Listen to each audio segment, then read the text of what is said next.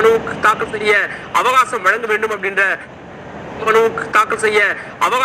வேண்டும் அப்படின்ற கோரிக்கையும் விடுக்கப்பட்டிருக்கிறது. அதை நம்ம முக்கிய செய்தியாக நம்ம பார்க்கிறோம்.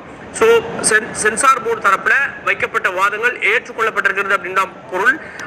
அப்படின்னா இந்த படம் மறுதணிக்கைக்கு செல்லுமா?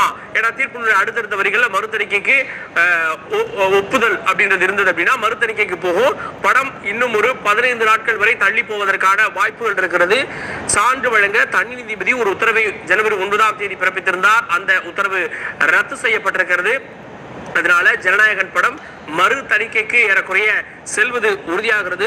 மறு தணிக்கைக்கு செல்கின்ற போது என்னென்ன கண்டிஷன்ஸ் இருக்கும், அதாவது இதற்கென ஒரு டீம் அமைப்பாங்க, அதற்கான குறிப்பிட்ட நாட்கள், ஏற்கனவே அவங்க சொன்ன அந்த கட்ஸ் எல்லாம் அந்த கட்டு அந்த மியூட் இதெல்லாம் போட்டு 14 இடங்கள் வரைக்கும் கட் சொல்லி அதுக்கப்புறமா யூஏக்கு நாங்க பரிசீலிக்கிறோம் அப்படின்னு சொல்லியிருந்தாங்க. இப்போ அதையும் தாண்டி தான் அதுக்கப்புறம் ஒரு தனிநபர் புகார் செஞ்சார். அந்த நபர் சென்சார் போர்டில் இருக்கக்கூடிய நபர் அப்படின்ற வாதங்கள்லாம் முன்வைக்கப்பட்டு இப்போது மறு ஆய்வை நோக்கி அது செல்கிறது. தனி நீதிபதி மீண்டும் விசாரிக்க உத்தரவு பிறப்பிக்கப்பட்டிருக்கிறது. சோ அகைன் தனி நீதிபதி இந்த வழக்கை மீண்டும் விசாரிக்க இருக்கிறார். உயர்நீதிமன்ற அமர்வு, அதாவது உச்சநீதிமன்றத்துக்கு போனாங்க. உச்சநீதிமன்றம் உயர்நீதிமன்ற அமர்வு விசாரிக்கணும்னு சொன்னாங்க. உயர்நீதிமன்ற அமர்வு, அதாவது இந்த வழக்குல இடைக்கால தடை விதித்த உயர்நீதிமன்ற அமர்வு இந்த வழக்கை விசாரித்து தனி நீதிபதியுடைய உத்தரவை ரத்து செய்து மீண்டும் இந்த வழக்கை தனி நீதிபதி விசாரிக்க வேண்டும் என்று மீண்டும் இந்த வழக்கை அவருக்கு அனுப்பி இருக்கிறது.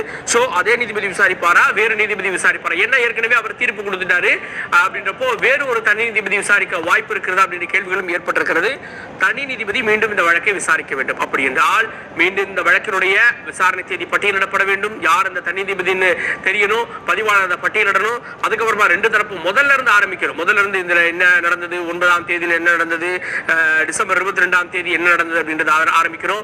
ரெண்டு தரப்பும் மாறி மாறி வாதங்களை முன்வைக்கணும். அப்புறம் தனி நீதிபதி இந்த படத்திற்கான தீர்ப்பை வழங்குவார். அப்புறம் இருந்ததுன்னா திரும்ப உயர் நீதிமன்ற அமர்வுக்கு வருவாங்க, உச்ச நீதிமன்றம் போவாங்க.